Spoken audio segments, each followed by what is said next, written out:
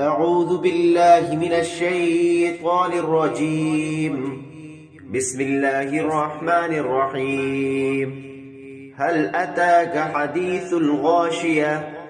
وجوه يومئذ خاشعة عاملة ناصبة تصلى نارا حامية تسقى من عين آنية ليس لهم طعام إلا من ضريع لا يسمن ولا يغني من جوع وجوه يومئذ ناعمة لسعيها راضية في جنة عالية لا تسمع فيها لاغية فيها عين جارية فيها سرر مرفوعة وأكواب موضوعة ونمارق مصفوفة وزرابي مبثوثة أفلا ينظرون إلى الإبل كيف خلقت